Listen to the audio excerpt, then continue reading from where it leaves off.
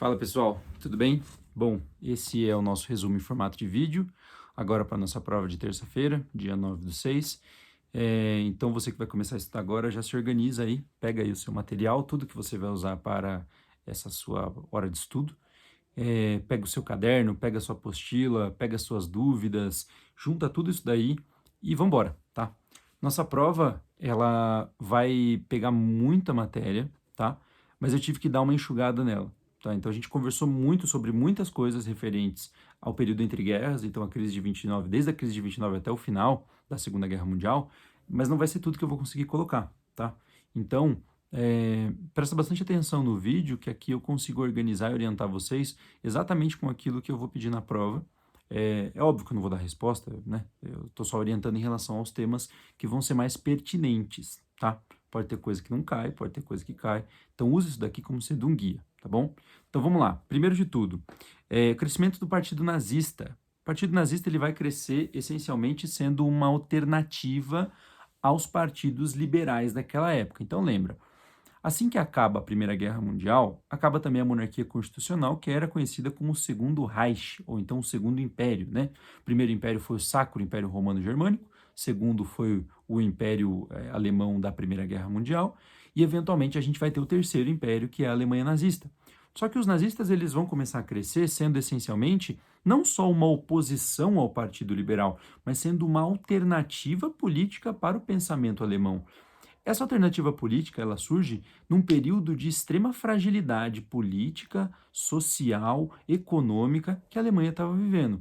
Então, depois do Tratado de Versalhes, a Alemanha é colocada como sendo a principal culpada da Primeira Guerra Mundial. A partir do momento que ela é culpada, ela vai ter que pagar uma indenização gigantesca em relação ao que ela fez, ou que ela teoricamente fez, na Primeira Guerra Mundial. Ela vai ter que pagar uma indenização de milhões em ouro, ou seja, ela vai terminar de pagar essa indenização em 2010, tá? Além dessa indenização em dinheiro, ela vai também perder território e perder o exército. Só vai poder ter um exército de 100 mil homens. Para você defender um país é muito pouco. Além disso, a Alemanha vai ter a sua crise agravada por causa da crise de 29. Então, assim, o que eu quero que vocês entendam? Crise de 29 e crise do Tratado de Versalhes, a gente sabe a origem da onde vieram essas crises. A gente sabe que a crise do Tratado de Versalhes é por causa da Primeira Guerra Mundial. A gente sabe que a crise de 29 é uma crise de superprodução capitalista, que vai acontecer lá em 1929 em Nova York, a quebra da Bolsa de Nova York por conta de especulação financeira e tudo mais, que vocês já viram isso. Não vou cobrar exatamente a crise de 29, mas entender a origem dessa crise. Essa crise ela não vem de minorias étnicas, ela não vem do espaço. E aí os nazistas vão falar assim, olha, a crise não é necessariamente do capitalismo. A crise do Tratado de Versalhes não é necessariamente por causa da Primeira Guerra Mundial. Isso aí é tudo culpa dos judeus. Os judeus, os negros, os homossexuais, os deficientes, os ciganos. Essa galera é culpada pela crise. E isso acaba ganhando popularidade dentro da Alemanha por ser uma justificativa da crise. Era difícil, é muito mais difícil você tentar convencer a população de que a crise é por conta de um erro do Tratado de Versalhes e por conta de uma questão capitalista. Você precisa entender o que é o sistema, do porquê que ele falhou nessa crise, ou então por que a crise de superprodução acontece essencialmente por conta de especulação. Então, assim, muito mais fácil você dar uma justificativa, o povo compra essa justificativa. Então, o povo alemão compra a justificativa em partes, né? De que o culpado pela crise de 29 e a crise do Tratado de Versalhes são essas minorias étnicas. São essas pessoas que, né, teoricamente, não têm nada a ver com a crise. E isso ganha muita popularidade por conta da propaganda nazista. Então entenda uma coisa, o Partido Nazista ele cresce como sendo então uma justificativa da crise do Tratado de Versalhes e da crise de 29, mas ele é um fascismo. O nazismo ele faz parte de uma ideologia totalitária que surge na Itália numa tentativa de você desindividualizar toda a população, militarizar ela enquanto sociedade, para você tentar neutralizar uma ameaça do nacionalismo. Então essa é a ideia do fascismo, você tenta tirar a ideia de indivíduo dentro da sociedade e você transforma aquela sociedade em militarizada para que ela busque então a justificativa do porquê que tem crise e como retomar um possível passado de glória. Então, se a gente for parar para pensar, a Alemanha teve um passado glorioso? Pô, teve. Teve lá no Sacro Império Romano Germânico, quando era gigantesco, quando tinha até a Prússia dentro, não é a Alemanha, né, a Prússia exatamente, mas é um território dos reinos germânicos que compunha grande parte da Europa. Então, assim, pô, vamos voltar para aquela época, vamos voltar para aquela época de glória. Mas essa galera é realmente alemã? Quem está lá desde a época medieval, eles são realmente alemães? E agora, quem somos nós? Nós somos alemães? Então, quem são os alemães de fato? Para os nazistas, alemão é aquele que tem pelo menos quatro avós, ou quatro pares de avós, né? Aqueles que vêm antes até da última geração de avós, nascidos na Alemanha. E eles fazem essa conta justamente para tentar evitar que quem veio de fora da Alemanha não forme esse povo alemão de agora. Já esteja inserido na cultura e no pensamento alemão, ou germânico, né? Quero dizer. Então, assim, esse pensamento nazista cresce como sendo um fascismo para justificar a crise do Tratado de Versalhes e a crise de 29, certo? Hitler vai surgir como sendo a figura central do pensamento nazista, ok? Então vamos lá.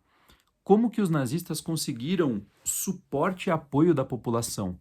Então a gente sabe que essas ideias, para a gente ela é meio maluca, né? É um absurdo a gente parar para pensar que a justificativa de uma crise econômica é por causa de um povo imigrante, ou então é por causa de uma religião, ou então por causa da cor da pele, orientação sexual, ou por deficiência. A gente sabe que isso não faz o menor sentido, você transformar crises e culpar essas crises esse tipo de pessoa. Porém, como que esse pensamento começou a crescer? Teve tentativa de censura? Teve, tá? Hitler foi um cara que alegou que estava sendo censurado. Se ele estava sendo censurado, como que ele conseguiu, então, mobilizar grande parte da Alemanha, maioria quase que absoluta, a pensar assim como ele? Investimento de grandes empresas. Então, as empresas viam que se favoreceriam demais com o nazismo, principalmente porque o nazismo era anticomunista, tá? Então, o comunismo que crescia lá naquela época, principalmente depois da Revolução de 17 na Rússia, as grandes empresas tinham medo, né? Porque se a empresa é muito grande, ela é socializada e tal. Então, a tentativa de frear o avanço do Partido Comunista na Alemanha, e eles tentaram fazer revoluções lá em 1905 e tal, foi uma tentativa forte de investimento em partidos de oposição direta ao Partido Comunista. Então, a Alemanha vai se declarar sendo anticomunista, principalmente a Alemanha nazista, né? Vai se declarar sendo anticomunista, vai receber esse investimento dessas empresas de fora e, eventualmente, vai ganhar maioria em parlamento. E vai ser isso que vai colocar o Hitler no poder. Hitler vai se tornar, então, um líder tanto pelo seu carisma, ou seja, pela facilidade que ele tinha de se comunicar com as pessoas, de comunicar com a massa, como também pelo investimento. Mas como que investimento faz com que a população adote essas ideias? Propaganda, tá? Então, programas de rádio, bandeiras, tudo aquilo que remete à ideia do nazismo vai receber o investimento de fora. Então, a Alemanha estava em crise. Da onde que ela tirou esse dinheiro para poder transformar toda a sua ideologia agora numa ideologia rica, forte? Em grandes empresas, tá? Dito isso, surge então o grande ponto do nazismo, justificar essa galera com qual motivo? Por que que eles vão ser então os culpados por essa crise da Alemanha? Isso vem de lá do século I, tá? Quando os romanos, lembra os romanos do século I, expansão, Idade Antiga, final da Idade Média, quando os romanos eles chegam no Oriente Médio, eles perseguem todo mundo que é monoteísta, que acredita em um Deus só, porque eles acreditavam em vários deuses. E os judeus acreditam em um Deus só. Os judeus vão ser perseguidos. E o fato de eles serem perseguidos faz com que eles fujam do Oriente Médio. E eles vão se espalhar pelo mundo. Então, vai ter gente na Europa, vai ter gente na África, vai ter gente na Ásia. E isso acaba sendo uma justificativa para os nazistas para falar, ó, é a presença dessa galera aqui que agrava essa crise, que traz essa crise para a gente, tá? Então isso recebe o nome de antissemitismo. O ódio pelos judeus, simplesmente por eles estarem em território europeu, vai ser justamente o que vai permear, ou seja, o que vai ser a base do pensamento nazista, tá bom? É nisso que eles vão começar a se apegar para poder crescer, beleza? Então vamos lá. Acabei de falar para vocês que os nazistas, eles eram contrários aos comunistas, mas em 1938, eu sei que você prestou atenção na minha aula e você lembrou disso, falou assim, pô, mas eles eram contrários aos comunistas, mas assinaram o Pacto de Não Agressão com os soviéticos? Sim. Por que que eles fizeram isso? Em 1938, Assinatura do Pacto Ribbentrop-Molotov. Soviéticos assinam um pacto com os nazistas de não agressão, ou seja, não é um pacto de amizade, não é um pacto de se tornar aliados, é um pacto de não agressão. Por que eles vão fazer isso? Os nazistas sabiam que eles iam entrar em guerra eventualmente porque estavam expandindo seu território e quebrando o Tratado de Versalhes. Eventualmente, eles vão precisar criar essas concessões, ou seja, fazer acordos e pactos para que inimigos que são muito mais fortes do que eles não ataquem eles no momento que eles não querem ser atacados. E vai ser exatamente isso o Ribbentrop-Molotov. Vamos fazer um pacto com os soviéticos, dividindo a Polônia, que é o último país entre a Alemanha e a União Soviética. Metade da Polônia vai ser dos soviéticos, metade da Polônia vai ser, então, dos alemães. Isso faz com que eles ganhem tempo para se preparar, para daí, eventualmente, se atacar. E eu digo isso tanto dos alemães como dos soviéticos. Então, os soviéticos também tinham a noção de que os nazistas estavam crescendo. Os alemães nazistas tinham a noção de que eles iam precisar conquistar os soviéticos, principalmente porque eles eram anticomunistas. Então, era uma ideia tipo assim, ó, eu não vou te atacar agora, mas já já eu ataco. Não sei quando, mas logo logo eu vou atacar, tá? Você se prepara, fica ligado. Então, essa vai ser a ideia dentro do Pacto Ribbentrop-Molotov, beleza? A guerra começa em 1939, um ano depois do Pacto Ribbentrop-Molotov, 1º de setembro, então, acontece a invasão da Polônia. Por que a Alemanha invade a Polônia? Porque ela tinha certeza de que os soviéticos não iam invadir ela, porque tinha o Pacto Ribbentrop-Molotov. Então, vai lá, conquista a Polônia até a metade e para. Não avança mais, porque senão quebra o pacto. Depois que conquistou metade da Polônia, sobe. Vai lá para a Noruega, Finlândia, Dinamarca, para conseguir todo o recurso que essas pessoas têm, esses países têm, para daí montar a sua guerra que eventualmente atacaria os soviéticos. Eles vão atacar também os franceses, vão tentar atacar os ingleses, e ali a guerra já começa. Então, a Alemanha, que é unida com a Itália naquele pacto, no eixo Roma-Berlim, né, que são os países fascistas, estão em guerra agora contra a Inglaterra e França, tá bom? Esse é o início da guerra. Porém, 1941 chega e aí a Alemanha fala assim, olha, quer saber, já temos recurso suficiente, metade da Europa é nossa, eu vou atacar os soviéticos. E eu vou conseguir conquistar eles muito rápido, porque se eu não conseguir, eles vão me conquistar. Então, a Alemanha, o Hitler tinha noção do que estava fazendo, sabia que se não conseguisse conquistar os soviéticos em tempo recorde, eles seriam engolidos pelos soviéticos. E vai ser exatamente isso que vai acontecer. A Alemanha invade, então, a União Soviética em 41 e ela tenta, ao máximo, evitar com que o inverno chegasse. Porém, a estratégia dos soviéticos era exatamente um contra-ataque aos alemães. Os soviéticos vão bolar uma estratégia essencialmente de recuar.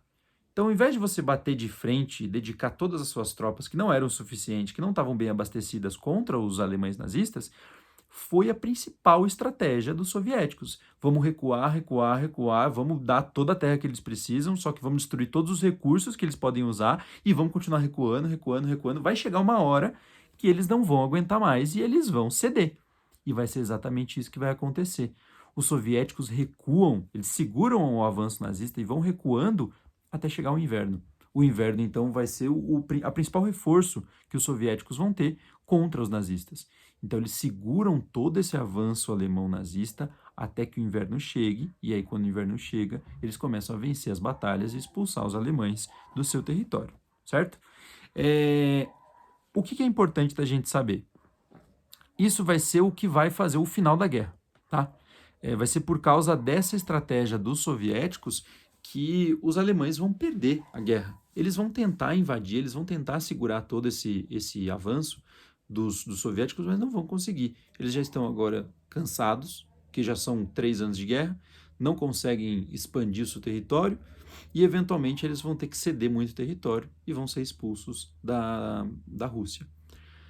Do outro lado, a gente tem Estados Unidos, que entra na guerra em 1941, no mesmo ano que tem a invasão da Rússia, a quebra do Pacto Ribbentrop-Molotov. Os japoneses vão atacar a base de Pearl Harbor, tá? E quando os japoneses atacam a base de Pearl Harbor, os Estados Unidos entra na guerra um dia depois. Quando eles entram na guerra, eles estão tentando segurar o avanço dos japoneses, que também são fascistas, que também têm um império, só que eles querem conquistar todo o Pacífico, tá? Quando eles entram na guerra, eles vão entrar na guerra no Pacífico, nas ilhas do Pacífico, tá? E isso faz com que essa guerra seja extremamente equilibrada. Japoneses e norte-americanos, estadunidenses, eles vão travar uma guerra de 41 até 44 muito equilibrada, com vitórias de um lado e vitórias do outro lado. Porém, existe um ponto muito importante. Quando a guerra acaba, lá em 1945, quando os soviéticos chegam em Berlim, derrotam os nazistas e o Hitler se mata, isso tudo em maio, os Estados Unidos já tinha montado uma bomba atômica. Já tinha duas bombas atômicas. Eles estavam esperando agora o momento certo para poder tacar essas duas bombas atômicas. Aonde? Em quem? Eles queriam tacar na Alemanha? Não sei, né? Pode até ter esse pensamento, mas acho que a ideia mesmo era atacar no Japão. Por quê? O Japão ele é extremamente isolado e eles sabiam do tamanho do estrago que seria uma bomba atômica. E aí eles escolhem tacar essa bomba atômica em duas cidades civis, ou seja, cidades que não têm soldado, não têm indústria de guerra, não têm fábricas de armamento, não tem nada. Era cidade civil, de gente indo trabalhar. Então, em 1945, em agosto de 45, os Estados Unidos joga duas bombas atômicas, uma em Hiroshima e depois outra em Nagasaki, e ali ele mata mais de 150 mil pessoas, tá? Nos dois ataques. E a justificativa que os Estados Unidos vai tentar encontrar para o lançamento das bombas atômicas vai ser a necessidade de fazer com que o Japão se renda. Mas a gente sabe que uma crítica muito importante que tem que ser feita ao que aconteceu, né? Ainda mais por ser historiador, e a gente está estudando esse período, é que foram cidades civis. O Japão, de fato, se rendeu. Ele se rende pouquíssimo tempo depois dos ataques. Mas em cidades civis, né? Quando a gente ataca civil numa guerra, em contexto de guerra, recebe o nome de terrorismo. Então é importante a gente fazer essa reflexão, né? O ataque dos Estados Unidos é justificado pelo rendimento dos japoneses, pela rendição dos japoneses, ou então foi um ataque terrorista? Cabe a gente então fazer essa reflexão. Outro ponto também de reflexão é o Holocausto, tá? Então o nazismo ele foi derrotado. E durante esse período de derrota do nazismo, a gente também tem que falar sobre as vítimas do nazismo. Foram aproximadamente 6 milhões de judeus que foram mortos nos campos de concentração e extermínio.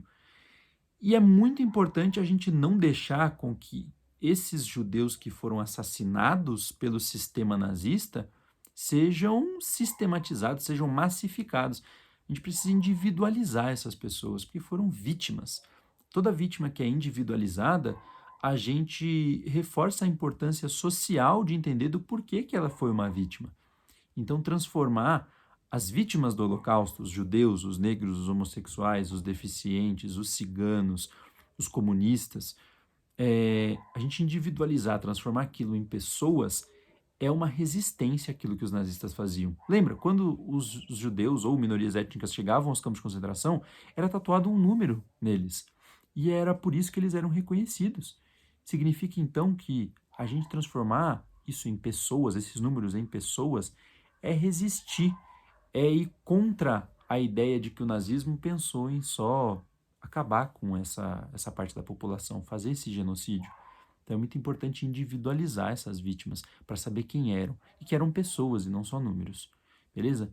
Gente, o vídeo ficou até um pouquinho longo, mas essa é a base para a nossa prova. Então eu peço que vocês estudem com calma, que vocês leiam os resumos com calma e que se surgir uma dúvida eventualmente, venham tirar comigo. A gente tem bastante tempo, tem sábado, tem hoje, né? Sábado, domingo, tem segunda que eu tô aí, vários dias, várias aulas no nono ano. Então, usem isso ao favor de vocês, tá bom? Tô sempre à disposição para tudo que vocês precisarem. E é isso, molecada. Bons estudos e tamo junto.